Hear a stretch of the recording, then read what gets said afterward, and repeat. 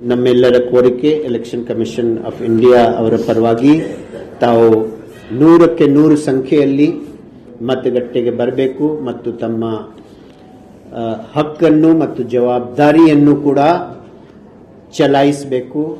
ಸ್ವವಿವೇಕದಿಂದ ಮತ್ತು ಎಲ್ಲ ಮಾಹಿತಿ ಪಡೆದು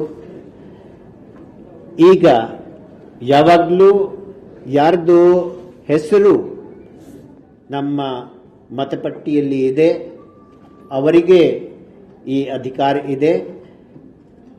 ಬಟ್ ಈ ಅಧಿಕಾರ ಚಲಾಯಿಸಲು ಎಪಿಕ್ ಕಾರ್ಡ್ ಅಥವಾ ಮತಚೀಟಿ ಅಷ್ಟೇ ಇರಬೇಕು ಅಂತ ಇಲ್ಲ. There are other alternative documents. ಈ ಮಾಹಿತಿ ಎಲ್ಲ ಮತದಾರರಿಗೆ ಸಿಗಬೇಕು.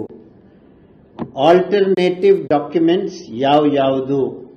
ಪಾಸ್ಪೋರ್ಟ್ ಆಗಲಿ, ಚಲನ ಪರವಾನಗಿ ಆಗಲಿ, ಕೇಂದ್ರ ರಾಜ್ಯ ಸರ್ಕಾರ ಹಾಗೂ ಅರೆ ಸರ್ಕಾರಿ ಮತ್ತು ಸಾರ್ವಜನಿಕ ಸ್ವಾಮ್ಯ PSUs ಪಬ್ಲಿಕ್ ಲಿಮಿಟೆಡ್ ಕಂಪನೀಸ್ಗಳ ನೀಡಿರುವ ಫೋಟೋ ಗುರುತಿನ ಚೀಟಿ ಆಗಲಿ, ಬ್ಯಾಂಕ್, ಪೋಸ್ಟ್ ಆಫೀಸ್ ಫೋಟೋ ಉಳ್ಳ ಪಾಸ್ಬುಕ್ ಆಗಲಿ, ಪ್ಯಾನ್ ಹೊಂದಿರುವ ಕಾರ್ಡ್, NPR ಅಡಿ RGI ನೀಡಿರುವ smart card, MNREG job card, ಕಾರ್ಮಿಕರ ಸಚಿವಾಲಯದ ಯೋಜನೆಯಡಿ ನೀಡಿರುವ ಆರೋಗ್ಯ ವಿಮಾ ಸ್ಮಾರ್ಟ್ ಕಾರ್ಡ್, ಫೋಟೋ ಉಳ್ಳ ಪಿಂಚಣಿ ದಾಖಲೆ, ಚುನಾವಣಾ ಆಯೋಗದ ವತಿಯಿಂದ ನೀಡುವ ದೃಢೀಕೃತ ಫೋಟೋ, ವೋಟರ್ ಸ್ಲಿಪ್ ಕೂಡ ಏನು ಕೊಡಲಾಗ್ತದೆ ದಟ್ ಈಸ್ ಆಲ್ಸೋ ವ್ಯಾಲಿಡ್. ಸಂಸದರು, ವಿಧಾನಸಭಾ, ವಿಧಾನ ಪರಿಷತ್ ಸದಸ್ಯರಿಗೆ ನೀಡಿರುವ ಅಧಿಕೃತ ಗುರುತಿನ ಚೀಟಿ, ಆಧಾರ್ ಕಾರ್ಡ್. ಸೊ ಇಷ್ಟು ಬೇರೆ ಬೇರೆ ಆಲ್ಟರ್ನೇಟಿವ್ಸ್ ಕಾರ್ಡ್ ಇದೆ.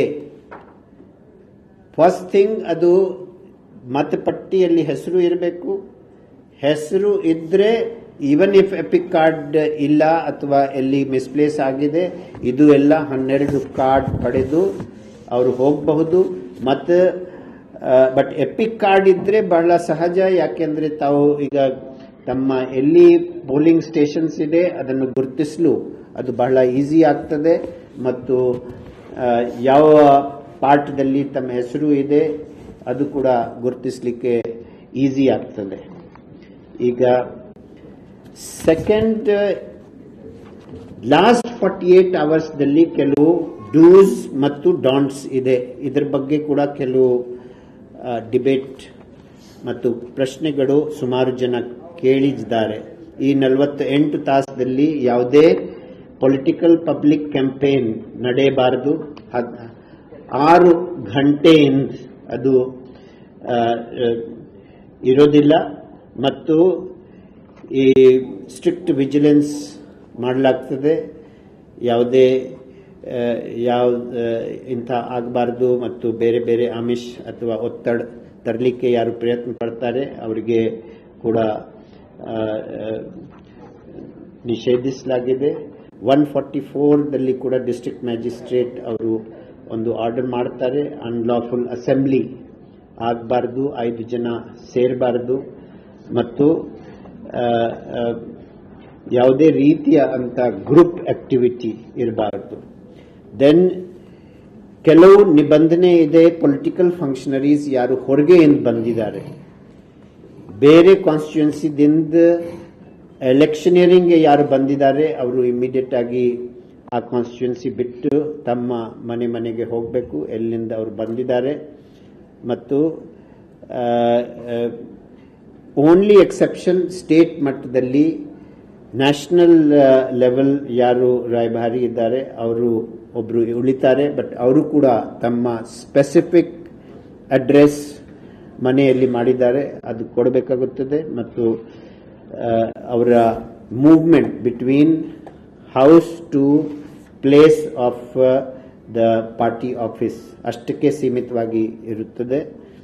ಮತ್ತು ಎಕ್ಸೆಪ್ಷನ್ ಇದೆ. ಎಕ್ಸೆಪ್ಷನಲ್ ಕೇಸಸ್ದಲ್ಲಿ ಯಾರಿಗೆ ಹೆಲ್ತ್ ಪ್ರಾಬ್ಲಮ್ ಇದೆ ದೆನ್ ಒಂದು ಮೆಡಿಕಲ್ ಬೋರ್ಡ್ ಅಂತ ಮಾಡಲಾಗ್ತದೆ. ಅವರ ಸರ್ಟಿಫಿಕೇಶನ್ ದಿಂದ ಅಂತ ಅವರಿಗೆ ಸ್ಪೆಷಲ್ ವಿನಾಯಿತಿ ಕೊಡಬಹುದು. ಬಟ್ ಅದು ರೇರ್ ಕೇಸ್ ಇದೆ. ವಿ ರಿಕ್ವೆಸ್ಟ್ ಎಲ್ಲ ಅಂತ ಪೊಲಿಟಿಕಲ್ ಫಂಕ್ಷನರೀಸ್ಗಳು ಯಾರು ಬೇರೆ ಬೇರೆ ಕಾನ್ಸ್ಟಿಟ್ಯೂನ್ಸಿದಲ್ಲಿ ಈಗ ಎಲೆಕ್ಷನಿಯರಿಂಗ್ಗೆ ಬಂದಿದ್ದಾರೆ, ಅವರು ಸಮಯಕ್ಕೆ ವಾಪಸ್ ಅಲ್ಲಿಂದ ಹೋಗಬೇಕು ತಮ್ಮ ಕಾನ್ಸ್ಟಿಟ್ಯೂನ್ಸಿಗೆ. ಸಿಮಿಲರ್ಲಿ ಎಕ್ಸೈಸ್ ಎನ್ಫೋರ್ಸ್ಮೆಂಟ್ ಈ ಕಾಲದಲ್ಲಿ ಇರ್ತದೆ, ಕಂಪ್ಲೀಟ್ ಪ್ರೊಹಿಬಿಷನ್. ಮತ್ತು ಈ ಡ್ರೈ ಡೇಸ್ ಅದೇ ರೀತಿ ಮೇಲ್ವಿಚಾರಣೆ ಆಗ್ತದೆ ಮತ್ತು ಎನ್ಫೋರ್ಸ್ ಆಗ್ತದೆ. ಮತ್ತು ಯಾವುದೇ ರೀತಿಯ ಲೌಡ್ ಸ್ಪೀಕರ್ ಬಳಕೆ ಕೂಡ ನಿಷೇಧಿತ ಇರುತ್ತದೆ. ಮತ್ತು ಈ 48 ಅವರ್ಸ್ದಲ್ಲಿ ಈಗ ತಮಗೆ ಗೊತ್ತಿದೆ, ಪತ್ರಿಕೆಯಲ್ಲಿ ಮತ್ತು ಎಲೆಕ್ಟ್ರಾನಿಕ್ ಮಾಧ್ಯಮದಲ್ಲಿ ಏನು ಬೇರೆ ಬೇರೆ ರೀತಿಯ ಪಬ್ಲಿಕೇಶನ್ ಆಗುತ್ತದೆ, ಅದು ಬೇರೆ ಪ್ರತ್ಯೇಕವಾದ ಪ್ರೊವಿಷನ್ ಇದೆ. ಅದರ್ ಟೈಮ್ಸ್ ಎಲೆಕ್ಟ್ರಾನಿಕ್ ಮೀಡಿಯಾಗೆ ಬರೀ ಅಷ್ಟೇ ಪ್ರೀ ಸರ್ಟಿಫಿಕೇಶನ್ ಇರ್ತದೆ for advertisements, pre certification of advertisements. But last 48 ಅವರ್ಸ್ದಲ್ಲಿ for print media also pre certification of advertisement ಇದೆ. ನಾವು ಲಾಸ್ಟ್ 48 ಅವರ್ಸ್ದಲ್ಲಿ also certain types of exit poll ಮಾಡೋದು ಅಥವಾ ತೋರಿಸೋದು ಮತ್ತು ಪೊಲಿಟಿಕಲ್ ಡಿಬೇಟ್ಸ್ ಮತ್ತು ಅದು ಎಲ್ಲ ಮಾಡೋದು, ಅದು ಕೂಡ ರೆಸ್ಟ್ರಿಕ್ಟೆಡ್ ಇರುತ್ತದೆ. And but there is difference between again the electronic media and print ಮೀಡಿಯಾದಲ್ಲಿ ಸ್ವಲ್ಪ ವ್ಯತ್ಯಾಸ ಇದೆ. ಇದು ಬಹಳಷ್ಟು ಜನರು ಕೇಳ್ತಾ ಇದ್ರು, if there is some political press meet etc.